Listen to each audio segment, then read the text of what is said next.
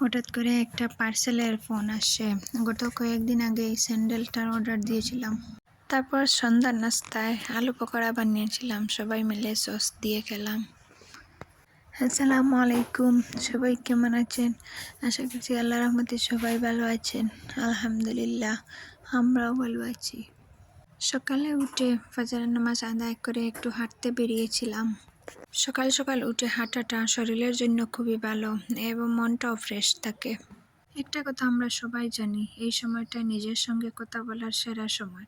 এই সময়টায় নেই কোনো ফোন কল, নেই সোশ্যাল মিডিয়ার ডিস্ট্রাকশন, নেই দুনিয়ার ব্যস্ততা, আছে শুধু আমি আর আমার ভবিষ্যৎ। ইদানিং আমার একটা বদ অভ্যাস হয়েছে, ফজরের নামাজ আদায় করে পরে আবার ঘুমিয়ে পড়ি। তবে চেষ্টা করব ফজরের নামাজ পড়ে না ঘুমানোর।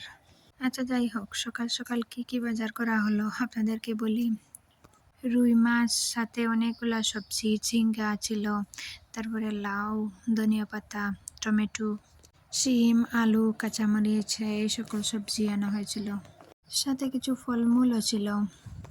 আচ্ছা, আপনাদেরকে একটা রিকোয়েস্ট করি, আমার আজকের ভিডিওটা যদি ভালো লেগে যায় প্লিজ একটি লাইক দিতে ভুলবেন না। আর আপনি যদি আমার চ্যানেলে নতুন হয়ে থাকেন, আপনি চাইলে আমার চ্যানেলটাকে সাবস্ক্রাইব করে নিতে পারেন।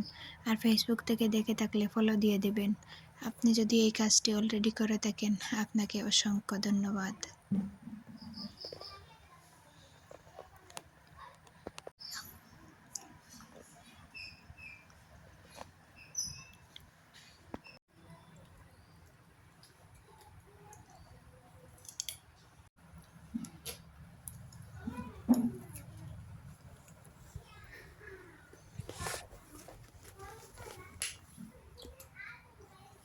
আজকে রান্না করব রুই মাছ দিয়ে লাউ।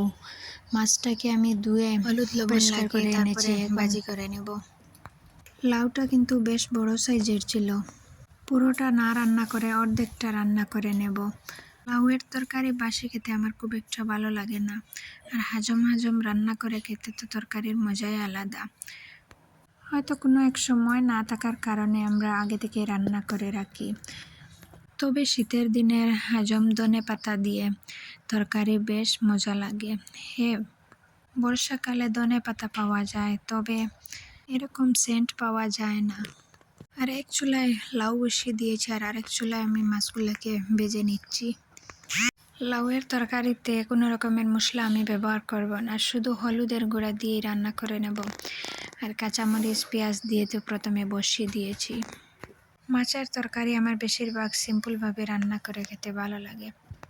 লাউটা আমার সিদ্ধ হয়ে গেছে, সামান্য পানি দিয়েছি, তবে গরম পানি দিয়েছি, ঠান্ডা পানি দিইনি। এখন মাছ দিয়ে আর একটু জাল দিয়ে নেব, তারপরে ধনেপাতা দিয়ে নামিয়ে নেব। লাউয়ের তরকারি থেকে খুব সুন্দর একটা ঘ্রাণ বেরিয়েছে। আমার ছেলে না কোনো রকমের তো সবজি একদমই পছন্দ করে না, তবে জোর করে খাইয়ে দিলে খেয়ে নেয়, কিন্তু লাউ একেবারেই পছন্দ করে না। ওকে যদি না বলে মুখে দিই, সে কিন্তু বুঝে যায়, তারপরে মুখ থেকে ফেলে দেয়। কেন জানি এই লাউটা একেবারেই খায় না সে।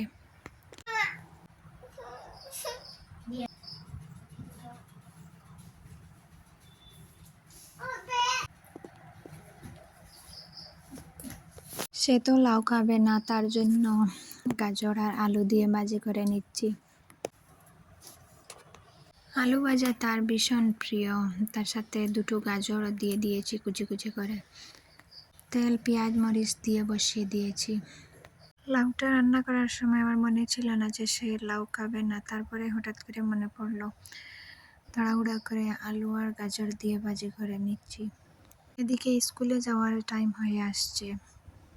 তাড়াহুড়া করে একদিকে ওকে রেডি করছি, আর আরেকদিকে আমি ওইটাও ভাজি করে নিচ্ছি। আসলে দিনটা এত ছোট, এই সেই করতে করতে সকালটা পেরিয়ে যায়। ভাজিটা হয়ে গেলে ওকে ভাত খাইয়ে দেব, স্কুলে চলে যাবে। তারপরে আমি শাক রান্না করব, লাই শাক।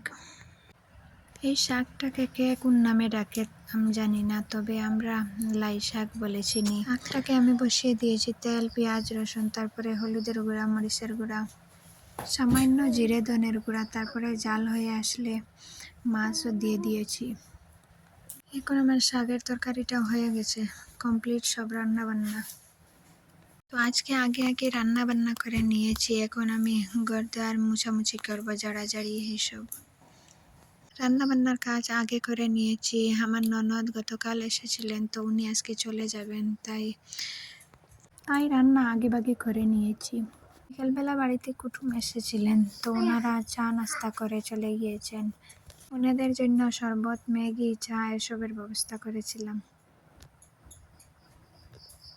ওনারা আসলে আরেক কুটুম বাড়িতে গিয়েছিলেন, তো যাওয়ার সময় আমার বাড়ির পাশ দিয়ে যাচ্ছিলেন, তো আমাকে ফোন করে বললেন যে আমি তোমার বাড়ির পাশ দিয়ে যাচ্ছি। আমি বললাম আসো, দেখাও হয়ে যাবে আর বেড়ানোটাও হয়ে যাবে। তারপর সবাই মিলে ফুচকা খেলাম। গত কয়েকদিন আগে স্যান্ডেল অর্ডার দিয়েছিলাম, তো আজকে হঠাৎ করে পার্সেলটার ফোন আসলো, তো আমি আনতে যাচ্ছি বলে ওই যে রাস্তার মুখে দাঁড়িয়ে থাকবো, ডেলিভারি ম্যান ওখানেই দিয়ে যাবে। তো ওই যে ওই জোড়া স্যান্ডেল।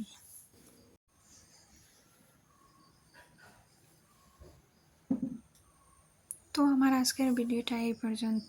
সবার সুস্বাস্থ্য কামনা করে আপনাদের কাছ থেকে বিদায় নিয়ে নিচ্ছি।